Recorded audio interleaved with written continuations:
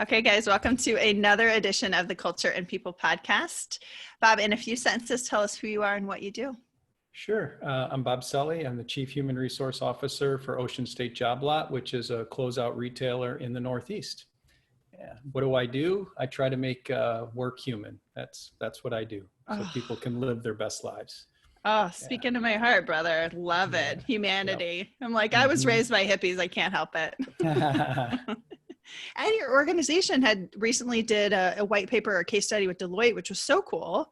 Yeah, we were recognized for that. And today I actually just getting ready to get on a call. Forbes has recognized us as another top employer for 2020. We find out where we rank on August 24th. Oh, so, congrats. We'll make sure to include the link to the white paper on when we drop the episode. Awesome. Thank you. All right, good. So Bob, what do you think the best thing about working in the people and culture space is? Yeah, well, I think the best thing about it is you get to change people's lives every day, or at least impact people's lives every day. And there's no better space to be in today working, because without our people and without engaged people, businesses just don't grow.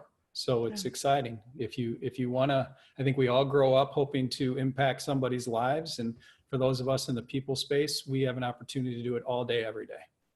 Yeah. Agreed. So rewarding. Yeah, I fell into HR in the latter half of my career, and I remember, interviewing some younger HR talent, and their answer to why they wanted to be in there is like, "I love people," and I kind of gave it the eye roll back then. But really, at our core, that is what we do. I mean, we lead with a servant's heart. We are doing this to make their day, their week, their year, their job better than when we found them. So, pretty profound stuff. Yeah, it's cool stuff. Yeah. So I'm hearing from other people leaders like yourself that engaging employees is a challenge. What are your thoughts? Yeah. So I don't. I think that if you communicate the right way and you get a leadership team in your organization and you make that part of your culture, that it's easy. The world's changed so much today, and I think that the word engagement gets overused. I really think that, if you just take the time, which we really encourage, and to connect with your people on a human level, and then getting an engaged workforce actually is pretty easy.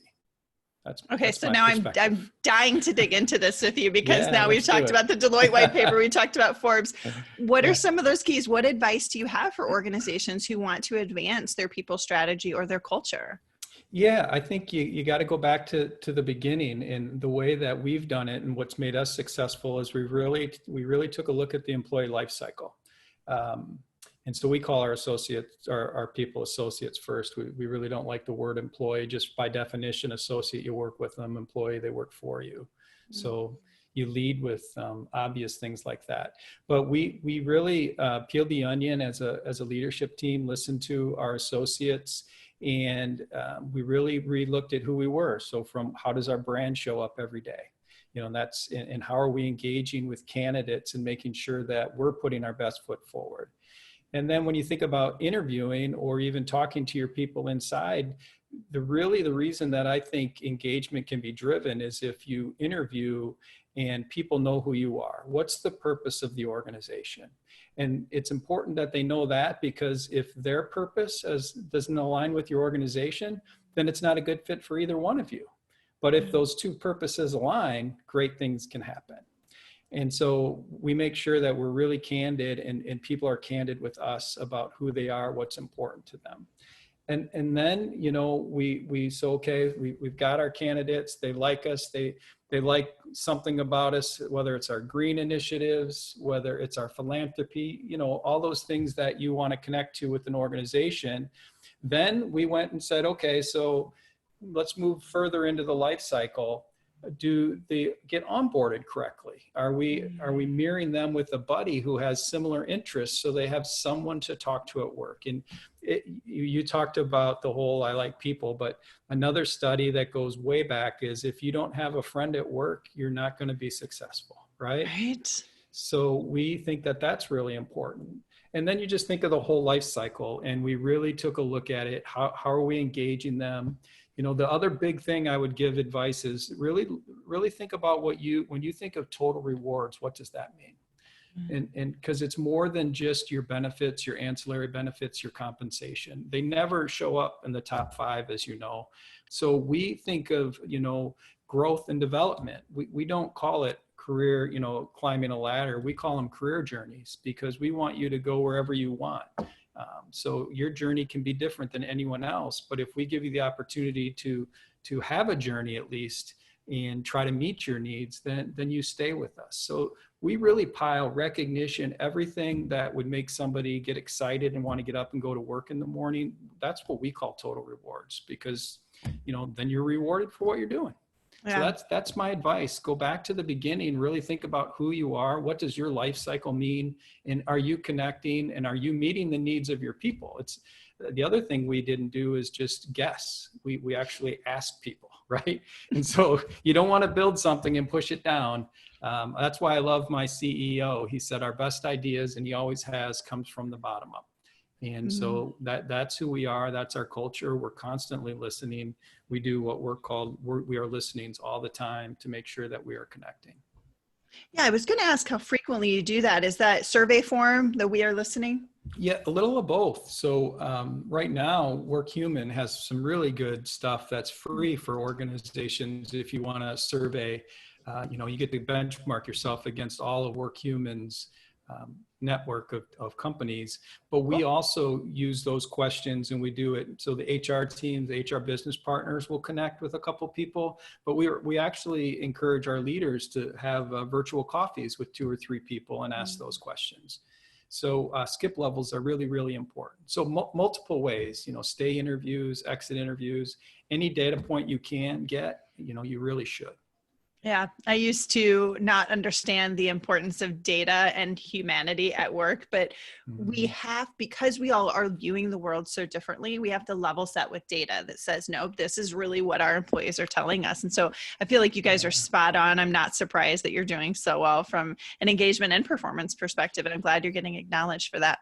You're right about the data. The thing that we love about data, and we teach people, is there's no emotion to data. It is what it is. And so let's just learn from it. Yeah, very good. Totally agree. So 5th question here. What other HR or people ops leaders in this space would you either like to acknowledge or perhaps even be a guest on the podcast? So I think someone that would be amazing is Tracy Burns. And Tracy is the CEO of NERA, which is the Northeast Human Resource Association, and out of Boston. And then, so their organization touches HR across all of the Northeast. And the reason I bring Tracy up is, when I got here to Rhode Island, I think 5 years ago, she reached out to me. We had coffee, and that organization, unlike other HR organizations, are still not stuck in the whole compliance or administrative roles of HR. She and her team are innovators, and they're pushing the boundaries of the people space. And so she's a great person, someone that I think would be an awesome guest for you.